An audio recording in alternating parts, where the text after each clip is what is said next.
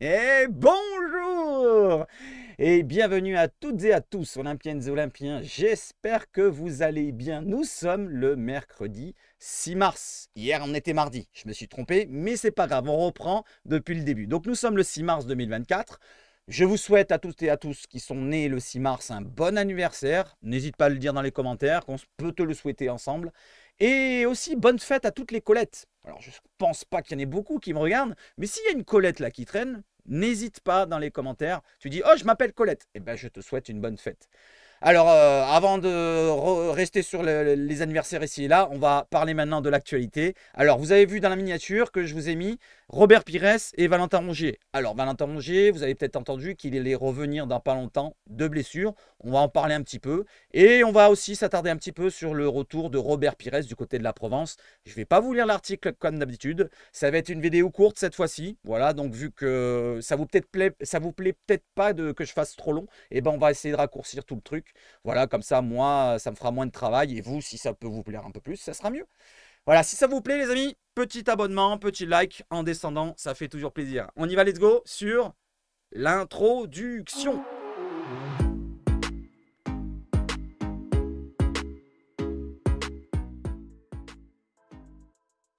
Et on va sur quoi? On va sur l'éphéméride.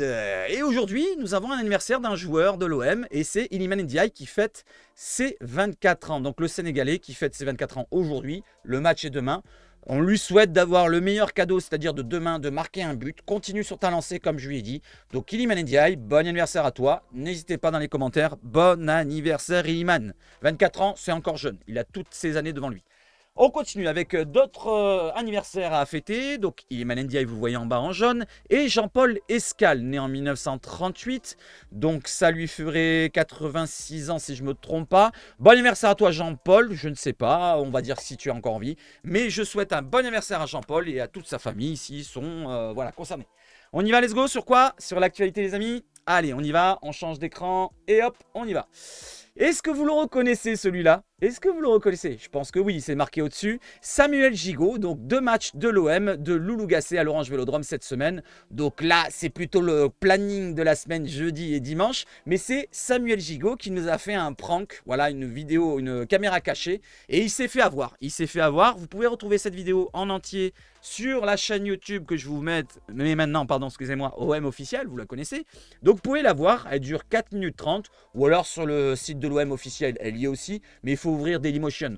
Je trouve que c'est plus pratique sur YouTube. Donc vous pouvez voir la vidéo, c'est plutôt rigolo. On a Valentin Rongier, voilà, qui est en forme au moins du côté de la voix, et il lui dicte un petit peu toutes les paroles qu'il doit sortir Samuel. C'est plutôt frais, on va dire. Voilà, je me suis pas fanfaronné, j'ai pas rigolé avec les larmes et tout le bordel, mais c'est plutôt plaisant. Voilà, un petit moment de détente, 4 minutes 30. Allez, faites-vous plaisir. Allez, maintenant on va sur l'actualité, les amis, let's go. Et on parle un petit peu de lui. Je voulais le mettre en miniature, c'est Marc Otero, le boss de la formation. Il a livré un entretien du côté de Foot Mercato, qui est sur le site. Vous pouvez le retrouver si je clique ici. Voilà, donc je vous le montre vite fait. Voilà, j'ouvre la page. C'est long, hein, c'est 11 minutes de lecture. Je ne vais pas le lire pour vous. Voilà, je vais vous faire un petit résumé de tout ça. Un petit résumé de tout ça, donc je reviens sur là. Il y a quelques phrases qui concernent peut-être un petit résumé aussi. Donc je vous lis ça et un autre aussi que je vous lis derrière. Alors, interview passionnante avec Marco Otero, le boss de la formation. Et il y avait aussi Danielou, Yann Dalinou, vous voyez le deuxième personne derrière, c'est son adjoint. 80 à 90% des joueurs recrutés sont issus du sud de la France, de préférence de Marseille.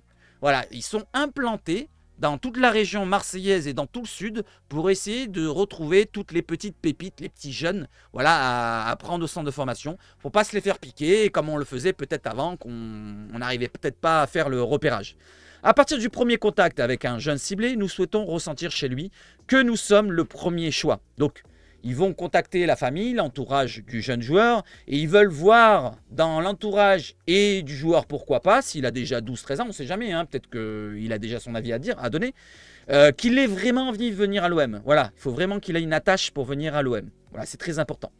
On veut former des joueurs pros, oui, mais aussi des hommes. Ça vient par rapport au côté extra-sportif. Alors, dans la deuxième page que je vais vous montrer maintenant, regardez, je vous la montre, comme ça vous avez envie de lire, vous lisez, mais je vais vous la lire aussi. Ça concerne surtout l'extra-sportif dans le sens où le côté des études, c'est-à-dire que les joueurs, ils les suivent dans le sportif, mais ils le suivent aussi en dehors. C'est-à-dire qu'ils en font faire peut-être des cours, des formations, des ci, des là, pour qu'ils deviennent des hommes éduqués, bien comme il faut. Voilà, ce ne sera pas des mecs qui sont juste sportifs et trop benés un petit peu trop sur le football. Vous voyez ce que je veux dire? Voilà, je continue et je vous lis un petit peu un point précis. C'était la fin, c'est la fin de l'article, mais c'est intéressant aussi la fin. Voilà, il nous dit... Une chose importante pour que tout le monde puisse travailler sereinement, c'est comprendre qu'on ne peut pas brûler les étapes. La formation à Marseille est une tâche difficile, mais pas impossible.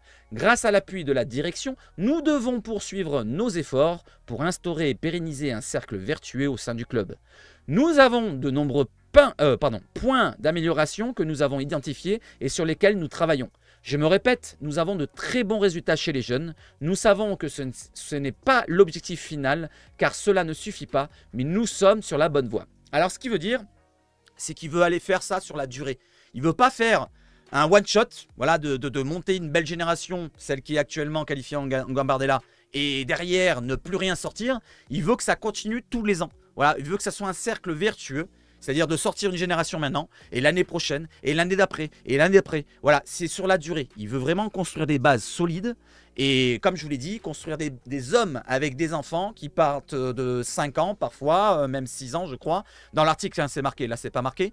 Mais il veut les construire, et il veut avoir les meilleurs de la région d'abord, et après pourquoi pas s'implanter dans toute la France. Donc c'est très important, voilà, la formation. Et n'oubliez pas ce qu'avait dit Longoria en début de saison. En début de saison, vous vous en souvenez, en début de saison, en avant-saison, il avait dit je suis un petit peu énervé envers la formation parce qu'on n'arrive pas à sortir de jeunes. Voilà, l'année dernière, Tudor, il n'avait pas fait ressortir. Cette année, on commence à en voir un petit peu avec Bilal Nadir. Malheureusement, il se blesse. François-Régis Mug, malheureusement, il n'a pas beaucoup de temps de jeu actuellement. Ou alors, j'en oublie peut-être Mayo Katika qui était dans le groupe, ici et là. Voilà, cette année, on commence à voir émerger quelques têtes. Peut-être que les années qui vont arriver, ça montera de plus en plus. Il y a les Sternal, il y a les Bacola, il y a Dosso le gardien, et j'en passe, et j'en passe, et j'en passe. Donc tout ça est fait pour durer, pour être dans la durée, pour que l'OM ressemble à un vrai centre de formation qui concurrence le stade Rennais, oui, le stade Rennais, le centre de formation de Lyon. Voilà, il faut le dire, hein, c'est les meilleurs centres de formation de France. Et même ceux du Havre en Ligue 2 qui sont plus importants que ceux de l'OM. Voilà, donc là, c'était un point précis sur la formation. N'hésitez pas à réagir. Qu'est-ce que vous en pensez de cela? Si vous avez la possibilité de lire l'article, bah, à la limite, celui-là, je vous le mets dans la description. Je vous le mets dans le premier lien qu'il y aura dans la description. Vous descendez sous la vidéo. Vous mettez un petit like en passant. Vous cliquez sur le lien et ça sera cet article-là que vous pouvez lire tranquillement. Voilà les amis, allez, je ne vais pas m'attarder dessus. On continue et let's go. Allez, on parle de Rongier justement. Rongier, blessé au genou et éloigné des terrains depuis son dernier match le 4 novembre. Je crois que c'était contre Lille, si je ne me trompe pas. Valentin arrive à la fin de son programme de rééducation et de réathlétisation. Donc il est à la toute fin avant de reprendre dans quoi? Il reprendra dans quoi? L'entraînement avec le groupe. Il reprendra dans le groupe. Avec le groupe. Donc c'est très important, il n'est pas à l'écart. Après la trêve internationale. Voilà, donc là on a une date, on a un programme. On sait qu'il va revenir après la trêve internationale du 18 au 28 mars. Donc il reprendra juste avant le match contre les Puputes contre Paris, qui est le 31 mars. Logiquement, il sera absent contre Paris.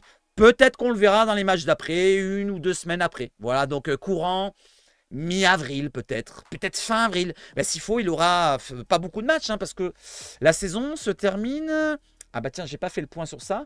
Quel jour se termine la saison, les amis? Le dernière journée 20 mai, un truc comme ça. Ouais, n'oublions pas qu'il y a l'Euro. Donc il aura peut-être 4-5 matchs en fin de saison de Ligue 1 et peut-être l'Europa League, peut-être. Voilà, en l'espérant. Voilà, c'est un joueur très important. N'oublions pas que c'est le capitaine de base. Anciennement, on avait Payet, mais maintenant, c'est lui le capitaine de base. Donc, c'est très important de récupérer notre capitaine. Peut-être parce que Gigot, en plus, il est moins bien en ce moment. Même si Mbemba fait le taf. Voilà, donc ça serait bien de le récupérer, qu'on ait d'autres solutions au milieu de terrain. Voilà, le petit point que je voulais faire dessus. Je ne vais pas m'étendre dessus. Donnez-moi votre avis à vous, les amis. Qu'est-ce que vous en pensez? Est-ce que vous pensez qu'on va retrouver un vrai Valentin Rongier d'ici la fin de saison? Moi, j'ai un doute. Je pense que Valentin Rongier, on ne le retrouvera pas d'ici la fin de saison vraiment à son niveau qu'il avait. C'est-à-dire qu'on va retrouver un joueur qui va rentrer de temps en temps, mais il ne sera peut-être pas dans le rythme. Voilà, c'est le rythme peut-être qu'il aura perdu par rapport aux autres qui seront en pleine bourre. Donc moi, j'estime qu'on doit prendre du temps avec lui. À la limite, s'il n'a pas le niveau, et ben qu'il n'ait pas du temps de jeu, ça ne me dérange pas. Mais au moins, voilà, qu'il revienne tout doucement et que l'année prochaine, il fasse une grosse saison s'il reste chez nous, ou alors qu'il soit vendu, hein, parce que bientôt, il a fait quand même 4-5 ans chez nous. Je pense que c'est l'année presque ou jamais, hein, si on veut le vendre pour un bon prix. Parce que l'année d'après, ça sera plus de 30 ans. On commence à se rapprocher de la plus de 30 ans. Voilà, moi je pense que cette année, c'est pratiquement terminé pour Valentin Rongier, à moins que je me trompe.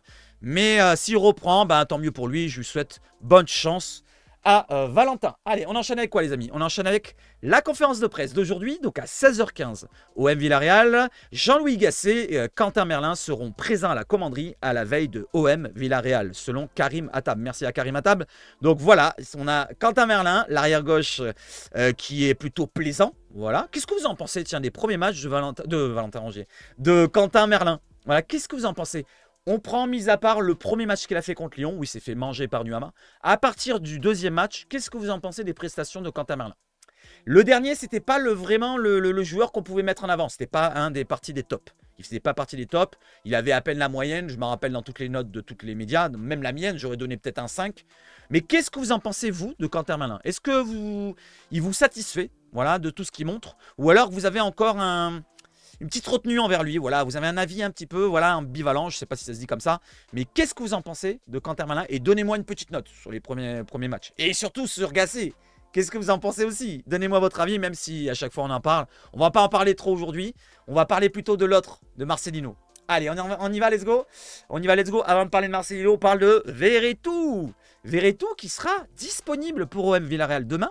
Selon la Provence nous annonce que Jordan sera opérationnel pour le match de demain au Vélodrome. Voilà, ça c'est une très bonne nouvelle par contre. C'est une très bonne nouvelle. N'oublions pas que Verretou, c'était notre meilleur milieu de terrain de tout le début de saison jusqu'à maintenant. Là, il était un petit peu en dedans parce que finalement, il a été blessé, il est revenu, il a reblessé et tout machin. Il est un petit peu physiquement touché avec son quadriceps et maintenant au psoas. Mais apparemment, selon la Provence, il se serait remis, donc il serait disponible demain.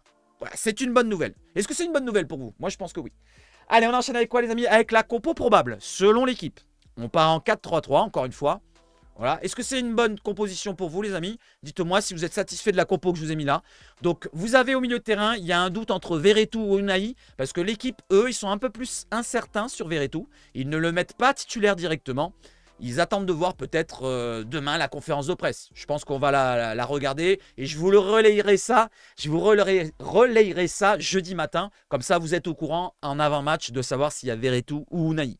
Donc, on part de la défense et du gardien, bien sûr. Donc, Jean-Louis Gasset qui fait comme ça. On a Paul Lopez, titulaire. Jonathan Klaus, Mbemba, Balerdi. Et oui, Gigot est blessé et Meïté est remplaçant. Au moins, on a un remplaçant de choix derrière. C'est parfait. Merlin à gauche, pas de Garcia en remplaçant, n'oubliez pas qu'il n'est pas qualifié, c'est marqué ici. Hein. Onana, Garcia, Gay ne sont pas qualifiés, Gigot est forfait. Voilà, donc je continue. Kondogbia au milieu de terrain, donc il va reprendre sa place de titulaire après avoir été remplaçant et rentré en cours de match contre Clermont. Donc franchement, Kondogbia, il monte en puissance comme je vous l'ai dit dans la dernière vidéo et que je vous mets juste ici, il y a un i qui va apparaître. Hein. N'hésitez pas d'ailleurs, hein, ceux qui n'ont pas regardé la vidéo, regardez la vidéo, c'est important. Voilà, un petit point sur Kondogbia pour sa montée en puissance. Donnez votre avis, un petit like en passant sur la vidéo d'hier hein, et même ici. Donc Kondogbia au milieu de terrain, la pieuvre comme j'aime bien l'appeler. Harit pour le joueur relayeur qui va amener le ballon jusqu'à l'attaque, qui va être peut-être le relais à faire la dernière passe pourquoi pas, ou l'avant-dernière passe pour Ndiaye qui fera la dernière passe devant. Parce qu'on peut se dire que ça se transforme en 4-4-2. N'oublions pas, Ndiaye, il ne va pas monter d'un cran, il va plutôt redescendre dans le jeu pour faire un système de diamant. Vous voyez ce que je veux dire? Là, vous voyez mon curseur? Si je baisse Ndiaye à ce niveau-là, ça fait comme un numéro 10 et on a Aubameyang et Sarr qui sont en attaquant les deux devant. Ça ferait comme un 4-4-2 losange ou diamant, comme certains disent. Donc je continue. Donc Harit à gauche, Verretou ou Unai, on verra bien qui sera titulaire. Sarr à droite qui monte en puissance aussi, franchement, Sarr. Comme dans le jeu Football Manager avec lequel je joue et il m'a marqué 4 buts d'affilée. Donc Sarr, très très bon en ce moment, qui a délivré 2 passes décisives contre Clermont. Ndiaye, il revient en forme. Dès qu'il est replacé dans l'axe, on voit que c'est un très bon joueur. Voilà, moi je le critiquais début de saison, c'est parce que J'en attendais beaucoup plus et j'étais déçu de ces matchs. On va pas se leurrer. Il était mauvais. Il était mauvais, franchement, jusqu'à quelques matchs là, il n'y a pas longtemps. On voyait qu'il a qualité. Techniquement, il était fort, mais il avait toujours tendance à baisser la tête déjà. Voilà, baisser la tête, rentrer dans les défenses et partir d'un côté, repiquer dans l'axe, perdre le ballon souvent. D'ailleurs, les stats en prouvent les choses, parce qu'il a marqué 3 buts lors des 5-6 derniers matchs, il me semble, alors qu'il en a marqué 1 sur les 20 précédents. Vous voyez la stat? Il y a une grosse différence. Et même les passes décisives, je crois qu'il en a peut-être une ou deux, je ne m'en rappelle plus. Aubameyang à gauche, notre buteur préféré, 19 buts cette saison, 8 passes décisives. Il n'y a rien à dire, Aubameyang, il est parti. Il a ouvert le ketchup, comme je vous ai dit, et il est parti pour le fin de saison. Qu'est-ce que vous en pensez? Donnez-moi votre avis. Qu'est-ce que vous changeriez sur cette compo? Est-ce que vous repartiriez à 3 derrière? Finalement, on ne parle plus de la défense à 3. Depuis qu'Agacé, il nous a fermé notre bouche. Voilà, maintenant, il met les joueurs à son poste, à leur poste. Et ça fonctionne très, très bien pour le moment. Si ça fonctionne comme Villarreal, il faudra dire on arrête avec le 3-5-2. Le 4-3-3 fonctionne aussi. Donc, tu fais ce que tu veux, Gacé. Et on verra sur le terrain ce qu'ils proposent les joueurs. Parce que c'est les joueurs, C'est les joueurs qui répondent présents sur le terrain. Gattuso, il avait pas tort sur ce point-là. Les joueurs, mentalement, moralement, ils n'arrivaient pas à suivre. Et même, peut-être son discours, il les suivait pas parce qu'il était étranger. Voilà, c'est les joueurs avant tout sur le terrain qui doivent faire le match. C'est pas que le coach. Voilà, c'est pas que le coach. Allez, j'enchaîne avec quoi, les amis? On part sur l'arbitre. Alors, l'arbitre de ce match-là, OM Villarreal, sera arbitré par le néerlandais Serdar. Alors là, c'est compliqué à le dire. Gozobouyuk. Gozobouyuk. Allez, dites-le 3 fois d'affilée pour voir si vous arrivez. Gozobouyuk, Gozobouyuk, Gozobouyuk. Il a déjà arbitré l'OM en 2018 face au Sporting Braga au Stade Vélodrome, victoire 3-0. Donc c'est plutôt une bonne chose, une bonne stat pour nous. Est-ce qu'on va faire le même score? J'aimerais bien, parce que franchement, moi je vous le dis, j'ai l'impression qu'il faut faire la différence tout de suite. Parce qu'au retour, je pense qu'on aura des difficultés encore. Je espère qu'on fasse la différence au match aller et qu'au retour, qu'on ne se fasse pas défoncer. Voilà, à la limite, même si on fait match nul, ça ne me dérange pas. Même si on perd que d'un but et qu'on gagne 2-0 à l'aller, tant qu'on se qualifie, c'est le principal.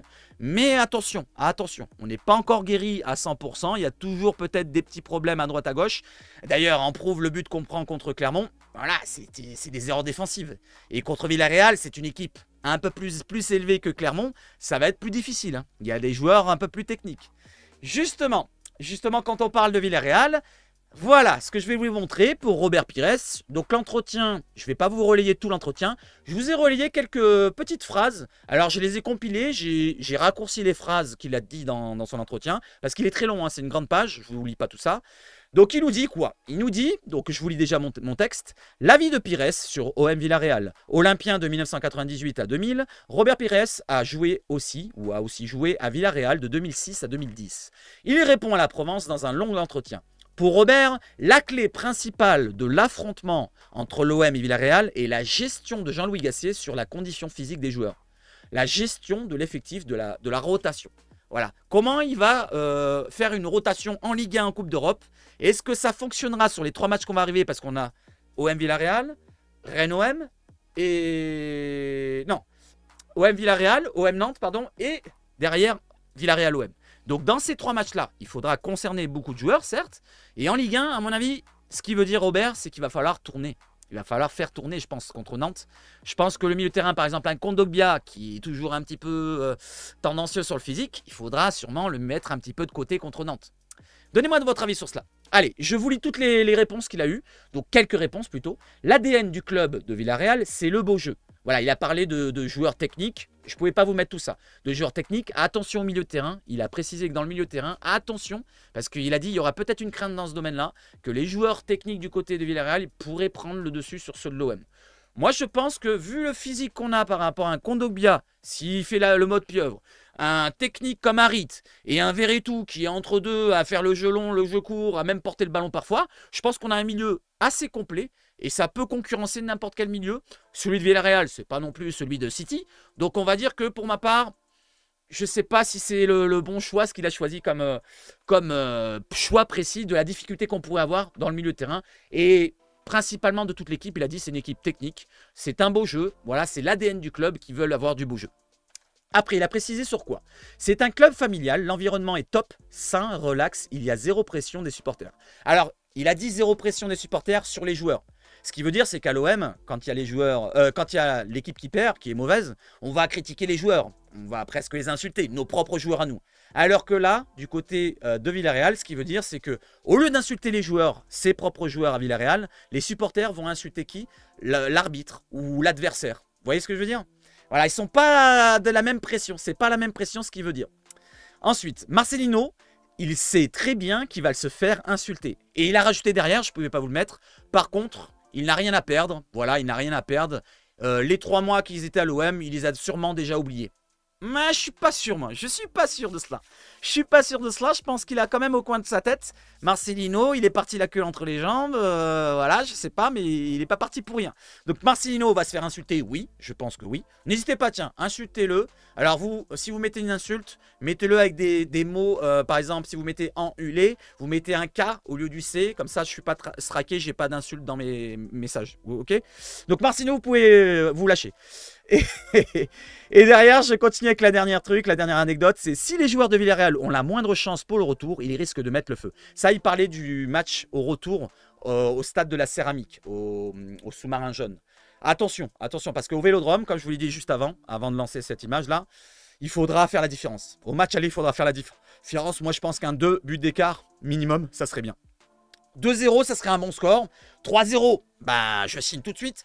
Mais moi je pense un 2-0, un 3-1, 4-2, vous voyez ce que je veux dire? Parce qu'il peut avoir des buts, hein. N'oublions pas. Villarreal a marqué pas mal de buts lors des derniers matchs. Ils avaient marqué depuis le match de Barcelone, ils avaient marqué combien de buts? 4, je sais pas, 3, 4, 5, je sais plus, contre Barcelone, ils en avaient pris quand même quelques-uns. Mais depuis ce match-là, ils sont un peu libérés et ils marquent pas mal de buts. Ils ont marqué 3 buts du côté de Sociedad, 3-1, ils ont gagné là-bas à Sociedad.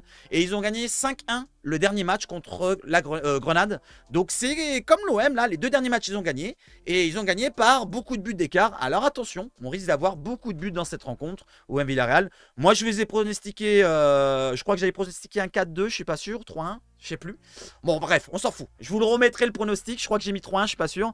Mais pourquoi pas un 4-2, ça me dérange pas. Un 6-4, ça me dérange pas. Un 8-6, ça me dérange pas. Du moment qu'il y a 2 buts d'écart, c'est mon minimum pour moi. Combien ça serait votre minimum pour que vous soyez satisfait, pardon? S'il y a un 1-0, est-ce que vous êtes satisfait? Je serais déjà satisfait, mais j'aurais quand même une grosse crainte, quoi. J'aurais une grosse crainte du retour. Voilà, comme il dit, au retour, attention, il risque de mettre le feu. Allez, je termine avec ce sujet-là. Voilà, c'était le sujet principal avec celui de Rongier. Et je passe sur celui-là. Voilà, je ne vais pas m'étendre sur celui-là. Voilà, vous savez très bien que Aubameyang est le meilleur buteur en C3. Vous avez toutes les stats à l'écran. C'est l'équipe qui l'a relayé. Et c'était Opta. C'est les stats d'Opta. Alors, je vais le mettre en gros, si vous voulez regarder. Hop. Voilà, faites-vous une pause et regardez de votre côté. Donnez-moi votre avis sur toutes les stats. Donc, on a les stats de but 31, meilleur buteur de l'histoire de Ligue Europa depuis sa refonte en 2009, meilleur buteur de l'histoire de la C3 depuis 1971 avec 31 buts. Il a accéléré cette saison, but toutes les minutes d'Aubameyang par club en Europa League, 73 minutes. Toutes les 73 minutes, il marque en Europa League. Et sinon, par sa compétition de prédilection, c'est la Liga où il marque le plus de buts par minute. Donc c'est toutes les 100 minutes qu'il marque un but en Liga. En Bundesliga, c'est toutes les 116. En Ligue Europa, toutes les 125. C'est toute sa carrière, ça. Hein. En Ligue des Champions, 156 minutes. En Première Ligue, 157 minutes. Et en Ligue 1, ben, il y avait l'époque aussi d'avant, hein, Saint-Etienne, il n'y a pas que l'OM. Toutes les 217 minutes. Ensuite, on a droitier, gaucher, de la tête, tous les buts qu'il a mis, en dehors de la surface aussi. Voilà les amis, et même dans les tempos, la prolongation, dans le premier quart d'heure, dans les derniers quarts d'heure. Allez, faites-vous plaisir et donnez-moi votre avis. J'enchaîne derrière, avec quoi? Avec le match qui va arriver dimanche. Cette fois, on part sur dimanche. Et le match sera arbitré par François Le Texier. Bordel de merde, de bordel de merde. Donc Marseille-Nantes avec François Le Texier qui sera l'arbitre ce dimanche. Voilà, réagissez si vous avez envie. De toute façon, on fera un topo après la rencontre, vendredi, samedi sûrement. Allez, on enchaîne avec quoi les amis? Sur les supporters. Vous l'avez vu, le virage nord est suspendu par les fumigènes. Et il y a eu un communiqué de la part des Fanatics. Les Fanatics boycottent le replacement proposé par l'OM pour le match de jeudi. Je vous l'ai relayé hier. Donc l'OM voulait proposer des places payantes pour les personnes suspendues du virage nord pour aller du côté de Jean-Bouin et payer leur place. Mais là, ils refusent. Ils refusent du côté de Fanatics. Et ils nous disent, laisser une minorité accéder au stade et à quel prix, mettant de côté 85% des adhérents, est impensable. Tout le monde ou personne. Ce qu'ils veulent dire, c'est on prend tout le virage ou personne. Et malheureusement, où tu veux le mettre le virage? en suspension, comme ça, sur un satellite? Malheureusement, tu peux pas. Tu peux pas. Et je vous lis le communiqué. Suite à la sanction de l'UEFA qui a suspendu le virage contre Villarreal, le groupe a décidé de boycotter le replacement proposé par le club. Laisser une minorité accéder au stade et à quel prix en mettant de côté près de 85% de nos adhérents est impensable. Saison après saison, le leitmotiv ne change pas. Tout le monde ou personne. On se retrouve dans notre zone le dimanche 10 mars pour OM Nantes. Avanti Fanatics. Voilà, il donne rendez-vous pour OM Nantes. Il n'y aura pas de Fanatics. Peut-être qu'il y en aura quelques-uns disséminés, à mon avis, dans le stade. Faut pas se leurrer, il y en aura quelques-uns qui ont envie de voir le match OM Villarreal. Moi, si j'avais la possibilité d'y aller, si j'habitais à côté et j'avais les moyens d'y aller, sinon, j'y serais allé. Bon, là, je travaille. Je travaille malheureusement demain. Je peux pas faire autrement. Allez, j'enchaîne justement avec les supporters. Et cette fois, c'est une bonne nouvelle. Nous avons 5000 enfants qui garniront quoi? Le virage nord qui est suspendu. Ils garniront les travées du virage nord jeudi au Vélodrome face à Villarreal. L'UEFA a donné l'accord au club pour que des enfants puissent rejoindre le virage nord. Belle initiative. Franchement, ça fait plaisir. On va entendre des petits enfants. Ouais, comme ça, ouais. Voilà. Je pense que vous les entendez en ce moment pendant les vacances et ça doit vous casser les oreilles. Mais on les entendra aussi au Vélodrome. Je pense pas que c'est aussi aigu que j'ai fait là. Mais ça fait plaisir au moins voilà, qu'ils découvrent le Vélodrome pour certains qui l'ont peut-être jamais vu. Peut-être. Voilà, ben GG en tout cas à l'OM et GG à l'UEFA qui a accepté au moins pour cela. Voilà, on va pas dire GG pour les suspensions, mais GG au moins pour ça qu'ils acceptent. Voilà. Allez, on enchaîne avec quoi les amis? On enchaîne avec l'e-sport. L'OM, ce soir, à 20h, 7ème journée de e-Ligue 1 Uber Eats, affronte les puputes les amis. OM-PSG, J-25 avant OM-PSG, le vrai en Ligue 1 le 31 mars, on sera là ensemble. Je leur demande de les enfoncer aux Parisiens. Voilà, dernièrement, ils ont perdu contre Lorient un match en retard. Après, ils avaient gagné contre Clermont, je crois, un autre match. Les Marseillais, au classement, sont désormais à la 5e place. Même nombre de points que les Parisiens. 11 points, vous voyez à gauche, là, ici. Regardez, je vous montre avec le curseur. Là, 11 points. 11 points pour les Parisiens. Il y a clairement 11 points. 13 points. Donc, l'OM, en gagnant, avec 8 matchs, par contre, ils auraient 2 matchs d'avance sur Lorient, passerait 2e. Le premier est trop loin, ils sont 14 points, c'est Lyon. Et ils ont 6 matchs. Donc ça fait qu'ils auraient 2 matchs d'avance. Il faut absolument ne pas perdre. Voilà, il faut gagner. Parce que 5e, ils sont à la limite de sortir des playoffs. Les playoffs, je vous rappelle, c'est les 6 premiers. Et dans les 6 premiers, voilà, il faut avoir 11 points. Le 7e à 9 points. Mais ils auraient un match d'avance s'ils perdent et que Lille gagne derrière. Lille repasserait devant. Voilà, donc il faut que l'OM gagne et je vous demande d'encourager l'OM là, OM eSport. Vous faites force à l'OM eSport, les amis, dans les commentaires. Allez, j'enchaîne avec quoi, les amis? On va terminer avec quoi? Avec un joueur. Est-ce que vous vous rappelez de lui? Pedro Ruiz Delgado. Est-ce que vous vous souvenez de lui? Il est revenu à la commanderie. Voilà. Est-ce que vous vous souvenez? Non, vous ne l'avez jamais vu. C'est un joueur qu'on a recruté du côté de Real Madrid. C'est la Castilla Madrid? Ou je confonds? Ouais, le Castilla et Masia pour Barça. De la Castilla, on l'a récupéré, mais il n'est pas si jeune que ça. Il a 22-23 ans déjà. Et il est blessé. Il est blessé. Depuis 2 ans, je crois qu'on l'a. Ou ouais, 2 ans ou 3 ans. Je ne sais plus. Depuis qu'il y a Longoria pratiquement le début. Il est tout le temps blessé. Il n'a jamais joué. Et il est là. Regardez. Bon, là, c'est à l'époque. Regardez, Longoria, il était tout jeune. Voilà. Il était encore au biberon. Et là, on avait donc Pedro qui était arrivé. C'était l'été de Sampaoli, donc c'était 2021-2022. Donc c'était l'été 2021. Donc ça fait l'été 2021, 22, ça fait 2 ans et demi déjà. Ça fait 2 ans et demi. Allez, force à lui, force à Pedro quand même, en espérant qu'il ait pourquoi pas une carrière honorable. Parce que là, c'est compliqué. Allez, on va terminer par cela. Et derrière, il y aura une autre chose. Qu'on va essayer de regarder une des nouvelles du match de Gignac ce soir. Alors, des nouvelles de l'entraînement. C'était hier. Voilà, on regarde les photos ensemble. Je ne les ai pas vues. Là, on a le groupe qui sont concernés. Il y a peut-être un discours. Là, on a Iliman Ndiaye. Voilà, qui fait un centre ou une frappe, je ne sais pas. Là, on a Leonardo Balerdi. Voilà, je me suis un petit peu, avec le recul, franchement, je changerai. Je mettrai plutôt Leonardo Balerdi dans le meilleur joueur, dans les top joueurs, les amis, la dernière fois. Voilà, peut-être à chaud. J'étais un petit peu énervé des 2. Il a fait 2-3 petites erreurs en deuxième mi-temps quand l'OM encaisse un but. Regardez bien le match si vous avez envie de re-regarder. Pendant ces 5 minutes, pendant ce laps de temps, il était un petit peu fébrile, Balerdi. Mais sinon, tout le reste du match, il a été énorme. Il a été très, très fort. Très, très fort. Donc, Léo Balerdi qui fait une très belle saison. Ismaël Assar qui revient bien. Voilà. Paul Lopez. Après, qui c'est ça? Jonathan Klaus avec Correa toujours en mode touriste. À chaque fois que je le vois à l'entraînement, c'est soit les mains sur les hanches, soit la main sur le genou, soit la tête en l'air, soit ci, soit là. Bon, des fois, il frappe, mais on le voit pas parce que c'est arrêté. C'est ralenti. C'est arrêté, c'est une photo. Mais il est toujours comme ça. Toujours comme ça. Alors que Klaus, là, il fait un effort. On voit ses muscles saillants. Il fait une frappe, je pense, à mon avis. Et Ulysse Garcia à ses côtés. J'enchaîne. Iliman Ndiaye, cette fois, c'est une frappe. La frappe de Pape Gueye, ça fait plaisir de le revoir. Pourquoi pas qu'il prolongerait, ça serait bien. Balerdi encore. Et encore Pape Gueye, la même photo. Pourquoi ils l'ont mis 2 fois? Alors attends, est-ce que c'est la même? Ah non, c'est pas la même. C'est pas la même. C'est pas la même. Voilà les amis. Maintenant, on va regarder quoi? On va regarder... Gignac, il n'a pas marqué. Et il est sorti. Il est sorti, vous voyez, il y a du bleu là. Donc Gignac a joué exactement... Tiens, je regarde sa fiche. Je descends un peu. Il a joué 74 minutes. Il a fait qu'un tir, que 24 ballons touchés, 8 perdus. C'est pas un énorme match d'André-Pierre Gignac. Hein. Il a perdu 3 duels sur 4. Il a gagné un duel de la tête sur 1. C'est bien. Allez, force à toi Gignac, j'espère que tu vas gagner des trophées encore et que tu feras une énorme carrière pour la fin de ta carrière. Voilà les amis, la vidéo, 30 minutes. Putain, je pensais qu'elle était plus courte encore que d'habitude. Voilà, je suis désolé, hein, elle est encore plus longue. Voilà, bon, vive le foot chez Sabache Foot. L'abonnement, le petit like, la force les amis, j'ai besoin de vous. Voilà, je vois que de moins en moins vous regardez les vidéos, bah tant pis. Hein. Au bout d'un moment, je vous dis, hein, moi c'est pas moi, c'est vous qui me donnez la force. Je vous le dis, c'est un avertissement comme ça. Moi, je sais pas. YouTube, pour moi, c'est un loisir. Mais si j'y prends pas plaisir, que je vois que je monte avec vous et qu'on est de plus en plus nombreux, voilà. Vous voyez ce que je veux dire? Allez, je vous souhaite de passer une bonne journée, les amis. Vive le foot chez Sabache Foot. Et surtout, allez l'OM, les amis. Ce soir, contre Paris, on va les éclater. Ciao, ciao, ciao.